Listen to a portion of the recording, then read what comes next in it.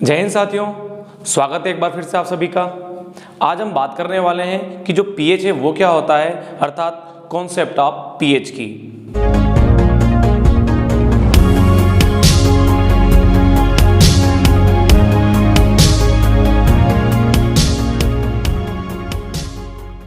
आप जानते हैं जब हम pH को डिफाइन करते हैं, उसकी परिभाषा लिखते हैं, तो सबसे पहले हम उसको एक समीकरण के रूप में लिखते हैं, एक इक्वेशन के रूप में लिखते हैं, जो कि होती है pH बराबर -log10 of H plus ion. यानी कि हाइड्रोजन आयन की किसी भी विलयन या सोल्यूशन में हाइड्रोजन आयन की जो सांद्रता, उसकी जो मात्रा होती है, उसका जब हम -log10 लेते हैं तो उसे हम pH कहते हैं। तो pH के इस कॉन्सेप्ट वाले वीडियो में हम जिस बात को करने वाले वो ये है कि pH और हाइड्रोजन आयन की जो सांद्रता, उसकी जो कॉन्सेंट्रेशन या मात्रा होती है, उसके बीच में क्या संबंध है। हम बात करेंगे कि जब हम pH का कैलकुलेशन करते हैं, उसकी गणना करते हैं, तो हम log क्यों लेते हैं। log यदि लेते हैं तो उसका बेस जो है, उसका जो आधार है वो 10 क्यों रखा जाता है, 10 क्यों रखा जाता है। और साथ में हम बात करेंगे कि जो log हम लेते हैं उसे नेगेटिव क्यों लेते हैं। अगर हम पॉजिटिव log ले लेंगे, यानी कि pH बराबर log10 of H plus ion, अगर हम ऐसा कर देंगे तो उससे क्या फर्क पड़ जाएगा। इन सभी चीज़ों को समेटते हुए मैं इस वीडियो को बना रहा हूँ। उम्मीद करता हूँ कि इससे आपको pH का जो कॉन्सेप्ट है वो क्लियर होगा। तो सबसे पहले हम बात करेंगे जो pH है उसमें P का मतलब क्या होता है। असल में pH का मतलब होता है पुषांश ऑफ हाइड्रोजन आयन, यानी हाइड्रोजन आयन का पुषांश। पुषांश जो है असल में वो एक जर्मन शब्द है जिसका मतलब होता है पोटेंसी, अर्थात पावर यानी कि शक्ति। तो जब हम pH की बात करते हैं तो हम वहां पर किसकी पावर, किसकी शक्ति की बात करते हैं, हाइड्रोजन आयन की। तो जब किसी विलयन या सॉल्यूशन में हम हाइड्रोजन आयन की सांद्रता की शक्ति की बात करते हैं, उसके कॉन्सेंट्रेशन के पावर की बात करते हैं, तो इसका ये मतलब होता है कि हम वहां पर किसकी बात कर रहे होते हैं, pH की। तो इसका मतलब है कि जो pH है उसका तात्पर्य है पावर ऑफ हाइड्रोजन आयन से, हाइड्रोजन आयन की शक्ति से। लेकिन जब हम pH की बात करते हैं तो हमारे लिए आवश्यक हो जाता है कि हम pH को हाइड्रोजन आयन की सांद्रता से जोड़कर पढ़ें। और इसके बीच में संबंध स्थापित करना pH के कॉन्सेप्ट को देते हुए सबसे पहले जिस व्यक्ति ने यह काम किया था वो थे डेनमार्क के केमिस्ट जिनका नाम है सोरेन सोरेनसन। उन्होंने हाइड्रोजन आयन की सांद्रता और pH के बीच में एक बहुत अच्छा संबंध स्थापित किया और उसी संबंध को स्थापित करते हुए, उसी रिलेशनशिप को स्थापित करते हुए उन्होंने pH के बारे में कहा था कि pH जो है वो होता है -log10 of H plus ion. Hydrogen ion का -log10 जो है उसे हम pH कहते हैं। तो चलिए शुरू करते हैं हम कि सोरेनसन ने किस तरह से जो pH होता है या अलग अलग pH की जो वैल्यूज होती हैं, मान होते हैं, उनके और हाइड्रोजन आयन की जो कॉन्सेंट्रेशन या सांद्रता होती है उसके बीच में संबंध को कैसे स्थापित किया। आप जानते हैं कि जो pH स्केल या pH पैमाना होता है वो 0 से लेकर 14 तक होता है। ठीक बीच में होता है 7 से कम जो pH मान होते हैं, फॉर एग्जांपल 0 से लेकर 7 से कम 1 2 3 4 5 6, ये सब जो हैं एसिडिक pH होते हैं, अर्थात अम्लीय pH होते हैं। जबकि 7 से अधिक जो pH वैल्यूज या pH मान वाले सॉल्यूशन या विलयन होते हैं वो होते हैं क्षारीय प्रकृति के, अर्थात बेसिक या एल्केलाइन। तो सोरेनसन ने क्या कहा कि जो pH स्केल है वो 0 से 14 तक जो होती है, जिसे उसने खुद डिजाइन किया था, उसका कहना था कि अगर किसी विलयन में हाइड्रोजन आयन की सांद्रता है 1 मोल पर लीटर, कितनी है, 1 मोल पर लीटर। मोल पर लीटर या मोल प्रति लीटर एक मात्रक या यूनिट होती है किसी भी विलयन या सॉल्यूशन में हम किसी पदार्थ की मात्रा को यदि मापना चाहते हैं। तो यहाँ हम किसी विलयन या सॉल्यूशन में किसकी मात्रा को मापने वाले हैं, हाइड्रोजन आयन की। तो यदि किसी विलयन या सॉल्यूशन में हाइड्रोजन आयन की जो मात्रा, अर्थात उसकी सांद्रता या कॉन्सेंट्रेशन 1 मोल पर लीटर, 1 मोल प्रति लीटर है, तो सोरेनसन ने कहा उसका pH मान होगा 0। फिर वो उसे लगातार जो है घटाते गए। फिर सोरेनसन ने कहा यदि किसी विलयन में हाइड्रोजन आयन का जो कॉन्सेंट्रेशन या सांद्रता है, यदि वो 0.1 मोल प्रति लीटर है तो उसका pH मान होगा 1। यदि 0.01 है वहां पर हाइड्रोजन आयन की सांद्रता या कॉन्सेंट्रेशन, तो उसका pH मान होगा 2। किसी विलयन में यदि हाइड्रोजन आयन की सांद्रता है 0.001, तो उसमें जो pH मान होगा विलयन का वो होगा 3। इस तरह से 0 से लेकर 14 तक सोरेनसन ने अलग अलग हाइड्रोजन आयन की सांद्रता को बताते हुए पीएच पैमाने पर इन पीएच मानों का और हाइड्रोजन आयन की सांद्रता का एक संबंध स्थापित किया। समय ज़्यादा ना लगे इसलिए मैं आपको डायरेक्ट 14 तक लिखकर बता देता हूँ कि हाइड्रोजन आयन की सांद्रता कितनी होती है। इस तरह से मैंने इस पूरे पीएच पैमाने पर सोरेनसन के अनुसार हाइड्रोजन आयन की जो सांद्रता थी उसे लिख दिया है। यदि किसी सॉल्यूशन या विलयन का पीएच मान 0 यानी 0 है तो वहाँ पर हाइड्रोजन आयन की जो सांद्रता है या मात्रा है वो कितनी होगी 1 मोल प्रति लीटर। यदि किसी का पीएच मान 1 है तो वहाँ पर हाइड्रोजन आयन की सांद्रता होगी 0.1 मोल प्रति लीटर। इसी तरह से 2 पीएच मान वाले सॉल्यूशन या विलयन का जो हाइड्रोजन आयन की कॉन्सेंट्रेशन या सांद्रता है वो कितनी होगी 0.01 मोल प्रति लीटर अर्थात 0.01 मोल पर लीटर।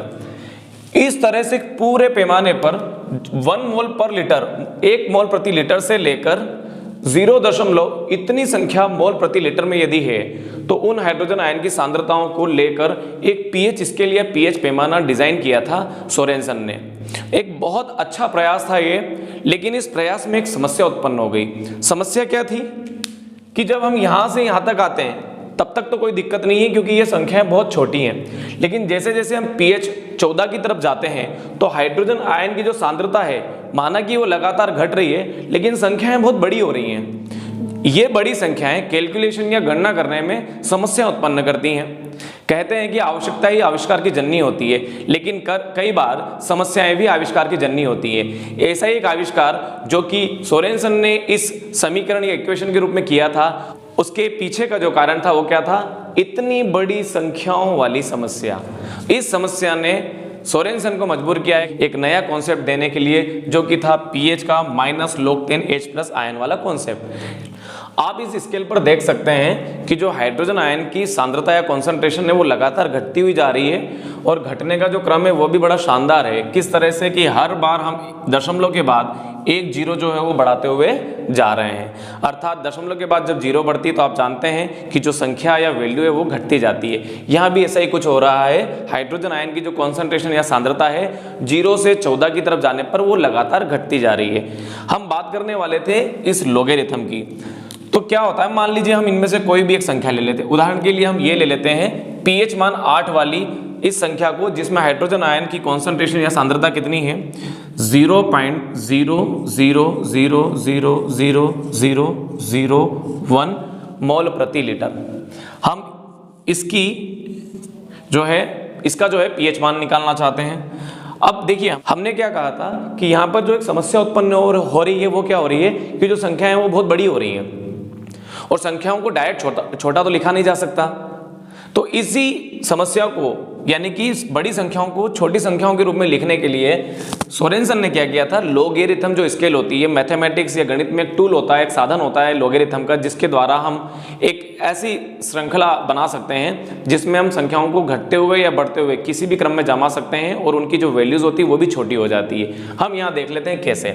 तो मान लेते हैं हम इसका उदाहरण ले लेते हैं। तो इतनी जो बड़ी संख्या है उसका जब हम लॉग लेते हैं, लॉग भी कौन सा, बेस 10 वाला, हम इसकी भी बात करेंगे। तो मान लेते हैं हम जब इसका log 10 लेते हैं इस संख्या का, तो इसका जो आंसर है वो आता है 8। लेकिन चूंकि यहाँ पर दशमलव के बाद की संख्या है इसलिए लोगेरिथम लेने पर इसकी जो वैल्यू आती है वो माइनस में आती है।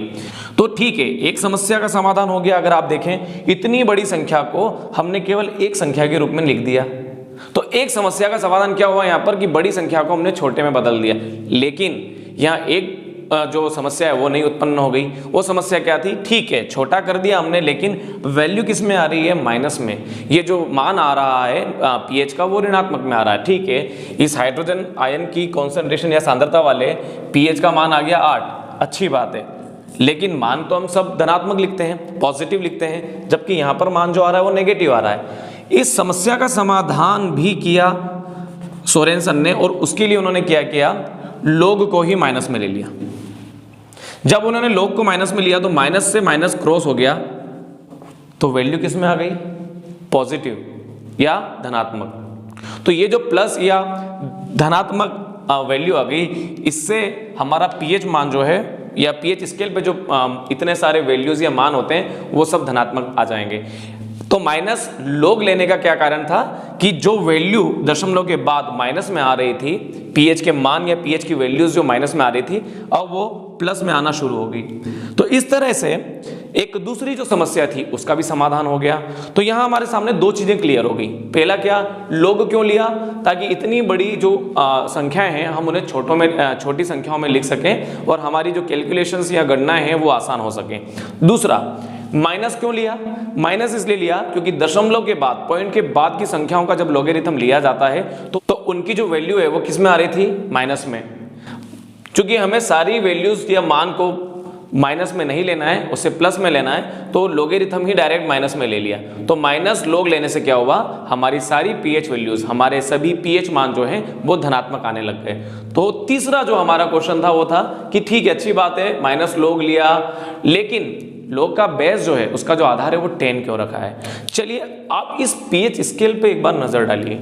यहाँ हमने जो हाइड्रोजन आयन की सांद्रता को लिख रखा है, उसकी कॉन्सेंट्रेशन को जो लिख रखा है, उस पर यदि आप नजर डालेंगे तो आप ये पाएंगे कि हर बार जो pH मान की हम बात करते हैं, वहाँ हाइड्रोजन आयन की जो कॉन्सेंट्रेशन या जो सांद्रता है वो लगातार घटती हुई जा रही है। और ये जो घटने का क्रम है, अगर इस पे अगर आप नजर डालेंगे तो ये घटने का क्रम कुछ इस प्रकार है कि हर एक pH मान के बाद जो हाइड्रोजन आयन की सांद्रता है वो कितनी घट रही है, 10 गुना।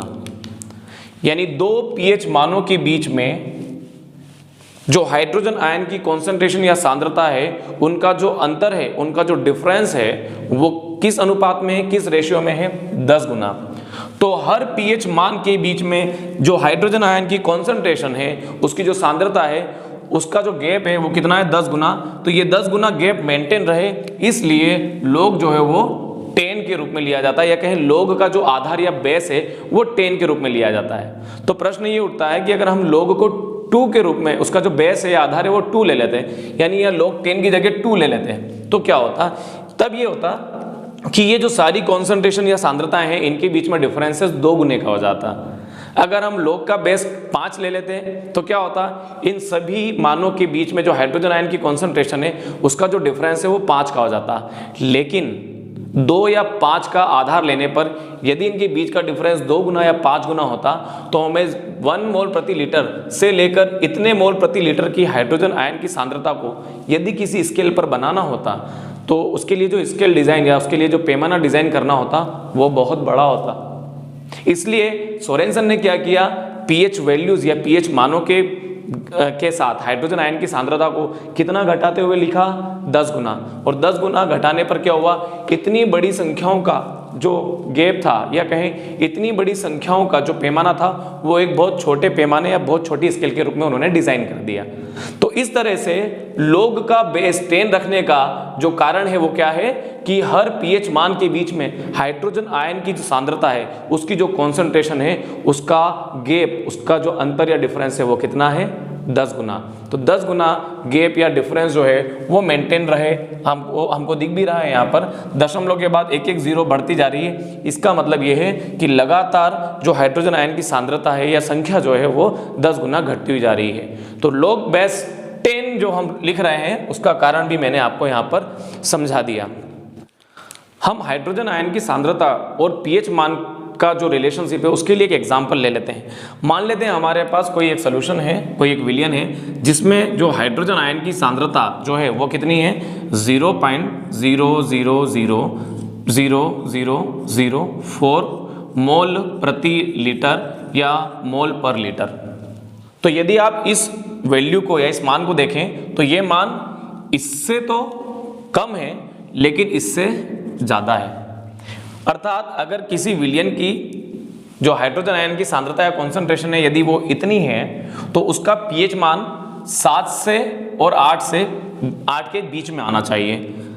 तो जब हम इसका -log बेस 10 में लिखते हैं इसे, तो हमारे पास जो उत्तर आता है वो आता है 7.4। यानी ऐसे किसी भी विलियन की सांद्रता, यदि हाइड्रोजन आयन की सांद्रता जो है वो इतनी है, तो वहाँ पर pH का जो मान आएगा वो कितना आएगा, 7.4। और आप जानते हैं कि 7.4 pH मान जिस विलियन या सॉल्यूशन का होता है वो होता है ब्लड, यानी कि रक्त। तो मानव रक्त या मानव ब्लड जो है उसका जो पीएच मान है वो होता है 7.4 से 1.4।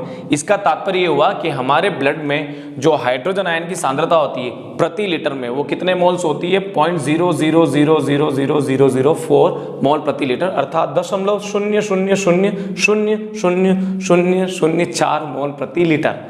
इस तरह से हमें पीएच मान नहीं पता था, लेकिन हमें हाइड्रोजन आयन की सांद्रता पता थी। उसके आधार पर हमने एक विलियन का जो पीएच मान है वो 7.4 निकाला और हमने अभी ही कहा था कि ये जो वैल्यू है वो इन दोनों के बीच में है, अर्थात इसका जो पीएच मान है वो भी इन दोनों के बीच में आना चाहिए, और वो पीएच मान कितना आया 7.4। इस तरह से बड़े बड़े जो कैलकुलेशंस हैं वो बहुत आसान हो गए केवल लॉगरिथम का उपयोग करने से। तो जब हमने इस संख्या का लॉगरिथम लिया बेस 10 में तो उसका उत्तर कितना आया 7.4। इस तरह से इस उदाहरण से हमने समझने का प्रयास किया कि हाइड्रोजन आयन की सांद्रता और पीएच मान के बीच में क्या संबंध होता है। कभी कभी हाइड्रोजन आयन की जगह हाइड्रोनियम आयन यानी H3O+ आयन की भी बात की जाती है। हाइड्रोनियम आयन का नाम जो है वो 10th NCERT में भी लिखा हुआ है। कंफ्यूजन क्रिएट होता है कि हमें हाइड्रोजन आयन की बात करनी है, हाइड्रोनियम आयन की बात करनी है। 10th स्टैंडर्ड पर हमारे लिए ज़्यादा बेहतर होगा कि हम हाइड्रोजन आयन की बात करते हुए चलें, लेकिन हायर क्लासेस में जाके जब हम पढ़ते हैं तब हम हाइड्रोजन आयन की जगह हाइड्रोनियम आयन की बात करते हैं और वो ज़्यादा सही होता है। लेकिन कन्फ्यूजन क्रिएट ना हो इसलिए हमारे लिए बेहतर होगा कि हम H+ आयन यानी हाइड्रोजन आयन की बात करते हुए पीएच की बात करें।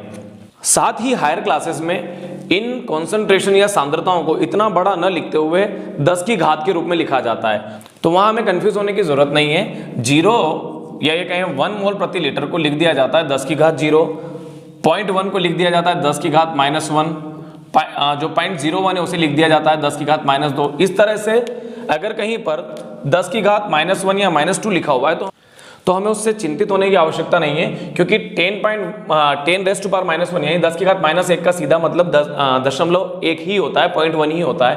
तो इन कॉन्सेंट्रेशंस को या सांद्रताओं को हम इस रूप में भी लिख सकते हैं।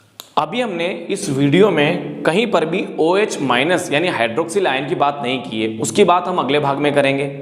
और ना ही हमने हाइड्रोजन आयन की सांद्रताओं का घटता हुआ या बढ़ता हुआ क्रम जो है वो, और उसके अम्लीता और क्षारीयता किसी विलयन की जो होती है, किसी सॉल्यूशन की जो एसिडिटी और बेसिसिटी होती है उसके बीच में भी जो रिलेशन होता है उसकी भी बात हमने नहीं की है।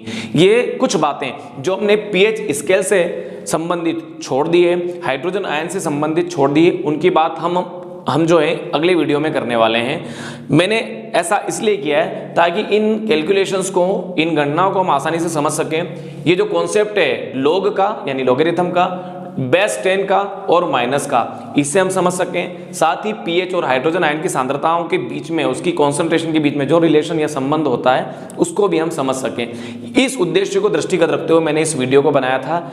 बाकी चीज़ें जो एग्जाम के पॉइंट ऑफ व्यू से ज़्यादा इंपॉर्टेंट हैं उन्हें हम इसके अगले भाग में जो है समझने वाले हैं, और उम्मीद करता हूं कि ये जो रिलेशनशिप है ये आपको समझ में आया होगा। बहुत जल्द हम अगले भाग के साथ आपके सामने आने वाले हैं। तब तक के लिए धन्यवाद।